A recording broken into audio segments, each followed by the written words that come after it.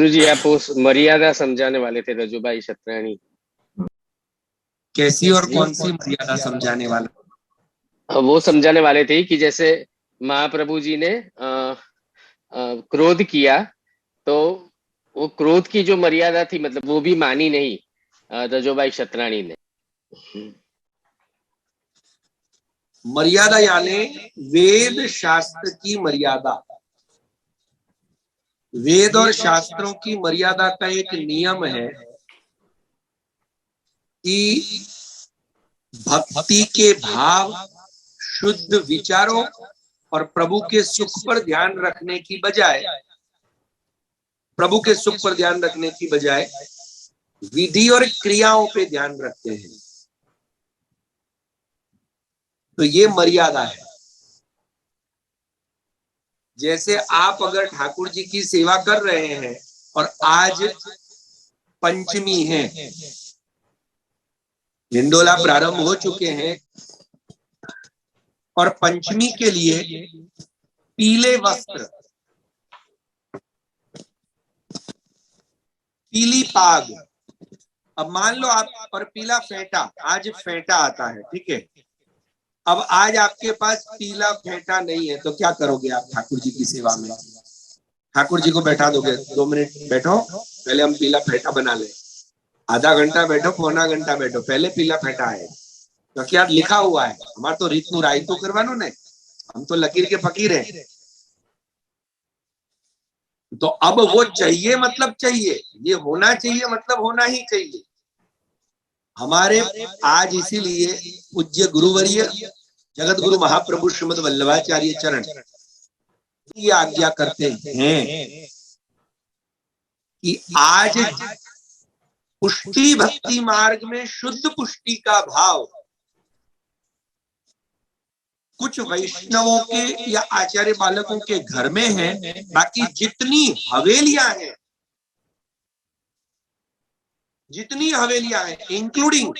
Including Nathan द्वारा, वो शुद्ध पुष्टि की नहीं है। वहां पर मर्यादा मिश्र पुष्टि है कि नहीं? ये पढ़ा है कि नहीं पढ़ा है? वहां भगवान को टाइम से जगना पड़ता है। 7 बजे दर्शन खुलने हैं तो 7 बजे दर्शन खुलेंगे। वहां 12 बजे राजभोग होना है तो होना ही है, नहीं तो पब्लिक आके माथा खाएगी। वहां भगवान के सुख का विचार नहीं है। यहाँ भगवान घर के बालक के रूप में राजते हैं। आपको क्लियर हुआ? वहां ऑफिस जैसा काम है भाई, टाइम टेबल के हिसाब से चलेंगे वहां भगवान। और वहां ये चाहिए तो चाहिए, उसके लिए फिर 2 जलगरिया रखो, 4 भीतरिया रखो, मुखिया रखो, पैसे वाले लोग रखो, भले कुछ भी करो, लोगों से राजभोग बुक करवाओ, लोगों से मंगल भोग बुक करवाओ, कुछ भी करो, पर ये इतना नेग आना ही चाहिए। अब श्री महाप्रभु जी ने कहीं नेग इतना ही आना चाहिए ऐसा कहीं लिखा है कि 4 ठौर का नेग तो होना ही चाहिए, ऐसा कहीं लिखा है?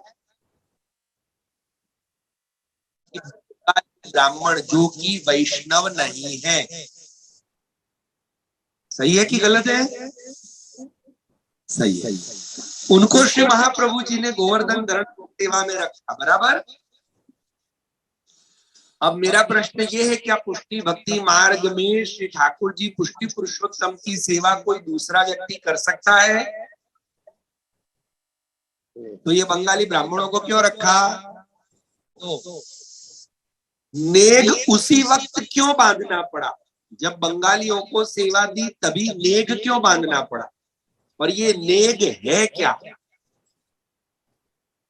नेग का अर्थ है कि अब ठाकुर जी की सेवा में 5 बंगाली ब्राह्मण उनकी पत्नी और बच्चों के साथ रह रहे हैं, तो 12-15 लोग हुए। ठाकुर जी तो अकेले ही हैं, पर ठाकुर जी के पीछे 15 लोग खाएंगे कि नहीं खाएंगे? उसी से वो अपना भरण पोषण करे। श्री महाप्रभु जी के समय में भी पैसा देने की व्यवस्था नहीं थी, इसलिए उन्होंने नेग बांधा। तो नेग ठाकुर जी के लिए तो बांधा ही नहीं ना। नेग किसके लिए बांधा? ठाकुर जी के पीछे जो खाने वाले हैं उनको क्या चाहिए? 2 टाइम खाना चाहिए। प्रॉब्लम ये है, हमको नेग पता ही, नेग विषय क्या है। नेग का मतलब ठाकुर जी के पीछे जितने लोग हैं उनका समाधान होना चाहिए। तो अब मुझे बताओ कि जब आपने नेग बांधा, इसका मतलब क्या हुआ?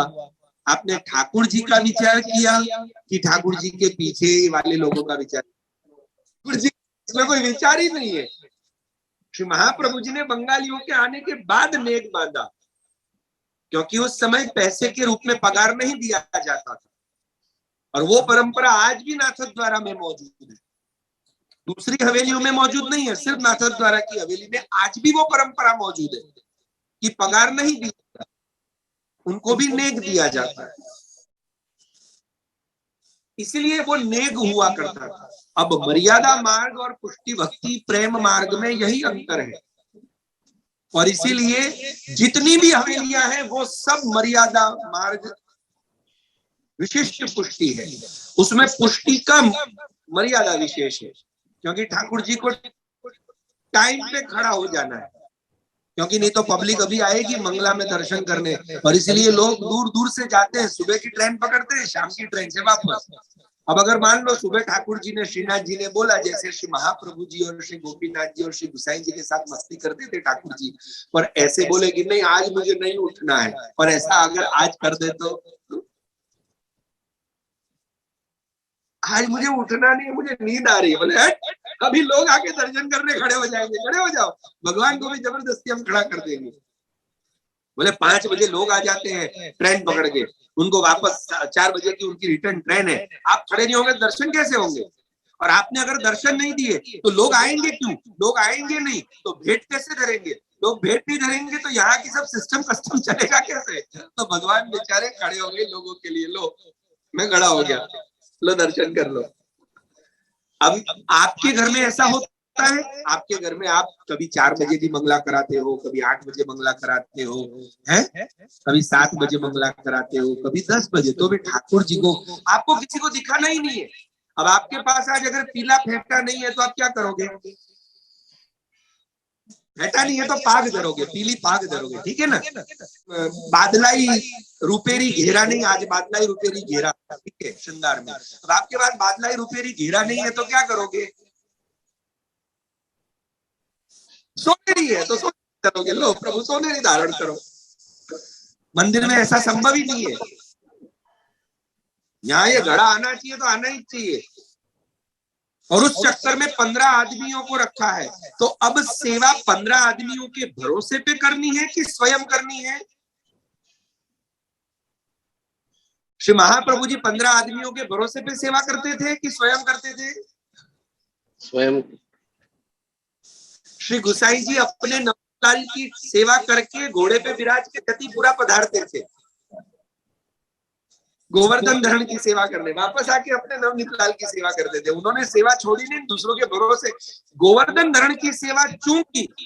गोवर्धन धरण का मन था कि उन्हें देव के रूप में विराजना था, मर्यादा में विराजना था, सभी के लिए विराजना था। इसीलिए श्री महाप्रभु जी और श्री गुसाई जी, श्री गोपीनाथ जी कोई भी जतिपुरा में अपना मकान नहीं बनाया। बनाया? बोले तमारे देव तरीके पूजाओ छे तो पूजाओ, हमें तो तमने घर में ज भजशो। तो श्री महाप्रभु जी अड़ेल पधारे, श्री गुसाई जी गोकुल विराजे। पर नवप्रिया जी की सेवा में कोई भीतरिया मुखिया है नहीं। गोवर्धन धरण की सेवा में मुखिया भीतरिया सबको रखा। भाई आपको चाहिए राजा शाही ठाट तो रखो, पर सेवक का काम क्या? अब आजकल के सेवक कैसे हैं? हम अपने आप को सेवक मानते हैं, पर हमारे अंदर सेठानी और सेठ का भाव होता है। ऑर्डर करने की आदत होती तो खुद चल करके सेवा नहीं होती। मैं तो अपने वैष्णवों के अंदर भी ये भाव महसूस करता हूँ। आप अपने बच्चे के लिए खुद दौड़ोगे कि ऑर्डर किसी को करोगे? हमारे अंदर दासत्व सेवक भाव आ जाए ना, फिर वो सेवा समझ में आ जाएगी। जब तक सेठानी का सेठ का भाव है ना, तब तक, इसीलिए पुष्टि मार्ग में कोई सेठ है ही नहीं। पुरुषोत्तम दास, दामोदर दास, पद्मनाभ दास, कुंभन दास, कृष्ण दास, रघुनाथ दास, सब दास ही दास भरे पड़े। हम लोग सेठ बन गए तो हम लोगों को क्या ऑर्डर करने की आदत पड़ गई, तुम ये करो, तुम वो करो, तुम ये करो, हम कुछ नहीं करेंगे। सबको सौंप देंगे। क्लियर हो रहा है मर्यादा क्या होता है? मर्यादा मतलब प्रभु के सुख का विचार न करते हुए विषय वस्तु का विचार करना। जैसे मंगल भोग में दूध तो रख दिया ना, अब उसमें शक्कर है कि नहीं है, दूध झाग वाला है कि नहीं है, उससे कोई मतलब, दूध धरा दिया ना।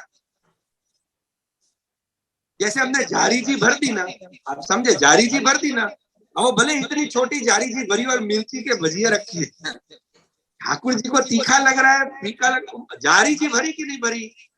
ये जो हमने क्रिया करी, क्रिया पर ध्यान है वो मर्यादा है। सुख पर ध्यान है वही पुष्टि भक्ति प्रेम भक्ति है। क्लियर हुई बात? हम लोग क्या है, एक वो चिला चालू सिस्टम जो हमारी चली है ना, उस सिस्टम से ही चलते हैं, इसी को मर्यादा कहते हैं। आम ना थाय, आमच थाय, आमच कराय, आम करिए तो पाप लागे, आम करिए तो पुण्य थाय, ये जो विषय है ना वो मर्यादा के अंतर्गत आते हैं। पुष्टि मार्ग और भक्ति मार्ग में एक ही नियम है भक्ति मार्ग का, अपने प्रियतम अपने प्रभु के सुख का ही मात्र विचार, अपनी इच्छाओं का विचार नहीं, मेरी इच्छा ऐसी है नहीं, आपकी क्या इच्छा है, आपका क्या मन है। प्रभु के सुख के विचार के साथ जब सेवा की जाए तो वो सेवा पुष्टि भक्ति प्रेम मार्गीय होती है। और सिर्फ क्रियाओं को लेकर के, अपने विचार को लेकर के, मेरे पास अभी समय है, मुझे अब समझ में आता है, ये समझ के करें तो ये मर्यादा। क्लियर? आई होप क्लियर हो गया होगा।